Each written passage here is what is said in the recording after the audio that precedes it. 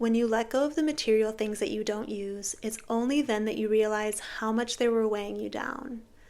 My life has changed a lot in the last 5 years. Through relationships and moves and travels, I took full advantage of the flexibility my career gave me and spent a good amount of time bouncing around and living in different places in different countries. The experiences taught me a million important lessons, but as it relates to avoiding overconsumption, which is the topic of this video, I think the two most relevant revelations were, one, that it was possible to pack for a 9-week trip with just a carry-on, and two, that a lot of the stuff I had left behind in storage back at home I didn't touch for years, and therefore I didn't need it. I realized that I was having such a fulfilling life without all the stuff. Instead of feeling weighed down, my life was full of excitement and new experiences and new challenges that allowed me to grow. In other words, I was more free with less stuff. And I think years of living like that just rewired my brain to reevaluate what's important and to never let unnecessary stuff weigh me down ever again. So this mindset has changed the way that I shop, and I would love to share with you my tips to be more intentional about what to buy so that you can be more free to do the things that truly bring you joy. And I want to start with the technique that has been the most impactful for me, which is keeping a written list of the things that I want or need. I've posted another video about how I use this journal with 4 simple lists to organize my whole life, and one of them is my shopping list. So if I ever need something or I come across something that catches my eye, instead of just buying it, I will write it down in this journal when I get home. And this helps me be more mindful and also helps me decide if it's even worth writing down in the first place. So having this written list has a few benefits. The first is that it's a reminder to do research and read reviews and to shop around for the best price and for the best value. That way, if I make a purchase, it's well informed. And the rule that I stick to is that I don't buy anything that isn't on my list. So another benefit of doing this is that I don't buy anything impulsively. And I also don't experience buyer's remorse because if it was on my list, I know that it was something that I really wanted. I should also say that this is not a buy nothing type video about overconsumption. That's not really my approach. I think there are always ideals to strive for, but the advice that I like to live by is really just to find balance. It's important to express yourself through how you dress and to find things that make you feel comfortable and confident. And I think that you can find balance by being intentional and reasonable so that you can avoid buying anything that you won't use or that you didn't even want in the first place. So if we look at my list, I actually don't have that much on my shopping list right now because there isn't anything that I really need. I have a style of leather jacket that I saw a few years ago, and I'm just waiting for it to appear on a resale platform. And there's a reminder to get replacement ski liners for my boots that I've been using for the last 4 years. And I also have some supplies for my dog that were back ordered. So this is really just a reminder to look out for them in the mail. And I also have half of the things on this list, which are reminders of some of the things in my closet that I need to sell. So I think the big takeaway here is that if you use this technique of keeping a shopping list and making it a part of your life, you won't be easily influenced by promotions or sales or ads or influencers that push products that you don't need. You start to realize that it's just noise that you don't need to listen to. And I think social media is fine for discovering new things and for hearing thoughtful recommendations from people that you trust. But I know the constant onslaught of just unnecessary stuff can feel overwhelming. And since I've been using this method of being mindful and keeping a list, I've become really in tune with what I need and what I don't need. And if I come across content that uses phrases like, "This is the blank you didn't know you needed," I honestly am just totally repelled and sometimes even offended.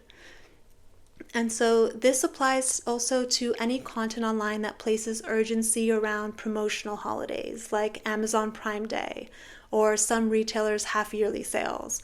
I think you can still be mindful and take advantage of promotions or discounts on things, but only if they were already on your list or if they were already in your cart. Anything else you hear on social media is just noise. So all of this might sound a little ironic coming from me because in a way I am an influencer and because I do make a living off of the recommendations I share and the affiliate commission that I earn. My blog is full of the things that I love to wear and the gear and equipment that I love to use. But I think it's been important for me to share all of that because when I'm the one shopping, I love to do research and make informed decisions. So I want to be able to provide useful information for other people that are doing research too. And I think it's why I've also found such alignment with blogging and with YouTube as opposed to other forms of social media. Because here and on my blog, the people who are searching for the specific recommendations can find them when they want to find them. Whereas on Instagram or TikTok, you just see so many recommendations that no one asked for, and people are constantly shown things that they can buy, but they weren't necessarily looking for in the first place. So I think another piece of advice if you want to avoid overconsumption is that you should try limiting the time you spend on the platforms that show you things that you didn't ask for, and to avoid interacting with content and accounts that show you things that you don't want or don't care about. Because platforms like Instagram and TikTok are designed to just keep showing you more of that type of content. So I mentioned that on my blog, I do share the things that I buy and use and recommend. And when it comes to clothes and accessories, I try to be mindful by shopping vintage or secondhand or very heavily discounted on sale. And beyond that, I try to prioritize and invest in versatile items. My wardrobe naturally became very edited when I was traveling for long periods of time, mostly because I was limited by the size of my suitcase. I had to choose my clothes and shoes and accessories wisely, and I would gravitate toward versatile pieces that would work well for a variety of occasions. These pieces became the core of my wardrobe, and I was easily able to identify and edit out and avoid buying other things that wouldn't be as versatile. What is considered a core item in someone's wardrobe could vary person to person, but I like to think a good rule of thumb is to find stylish pieces that would work for more formal or professional situations, but are also comfortable enough to be worn every day. I also try to find higher quality items that last longer. I found that in the long term, you truly spend less on fashion if you invest in higher quality items that last longer, as opposed to lower quality items that need to be replaced and repurchased often. And if you're creative, you can find higher quality items for less, which I'll touch on more later in this video. Now, when it comes to fast fashion, I think it's important to be intentional and also to be realistic. A lot of guides that offer advice on conscious consumerism will sometimes say to avoid it, period. And I don't want to be controversial, and while I agree that it is an ideal to strive for, I do know that realistically some of these retailers are just more accessible for people's budgets. And some could argue that some luxury houses or slow fashion companies aren't always the most perfect or the most ethical either. I would say a better rule would be to just be very intentional about every item you buy and to avoid buying things that you only intend to use once, regardless if they are fast fashion or slow fashion. Even if it's vintage or secondhand, if you won't use it, then don't buy it. So I admit that I sometimes shop in stores like Zara or Uniqlo, but I personally limit those purchases to things like everyday basics like tank tops and leggings and socks, with the intention that I will wear them repeatedly for years. And I know I'm not perfect, but I just want to be honest. But like I had mentioned before, one practical way to find higher quality items at more approachable prices is to shop secondhand. My personal favorite platforms for clothes and accessories are Vestiaire Collective and The Real Real. On many occasions, I've been able to find secondhand designer clothing from these platforms at prices that are even lower than common fast fashion brands. And when you combine all these elements for finding higher quality items that last longer, you'll also be finding items that retain their value so that you can resell them if you want. It's normal for personal preferences to change over time, and part of being a conscious consumer is also contributing to the circular economy. There are so many benefits to reselling. You're being more intentional about the things that you own. You are extending the life of the item, and you're recouping the monetary value of something that would otherwise be worthless if it's just sitting unused. And it really becomes a cycle of being mindful and forming good habits. I've noticed that the more I've integrated all these practices in my life, the more frequently other good habits just started to form. For example, when I'm traveling, I started to prefer taking photos as my digital souvenirs over shopping for physical ones. Or if I happened to find something that was on my shopping list while I was traveling, I would consider that my souvenir.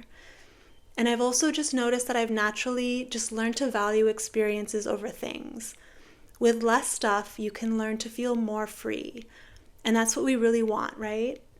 We want more freedom to enjoy the things that we love, more freedom to go travel and to explore new places. I always think that if I had a ton of unnecessary stuff in my closet, then I wouldn't have space for my skis and for the gear that really brings me the most happiness in life.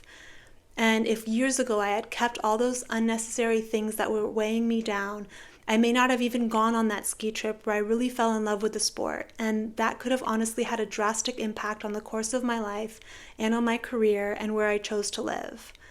Our decisions form the trajectory of our life's path, and if we can eliminate the clutter and the noise, we can make those decisions more clearly.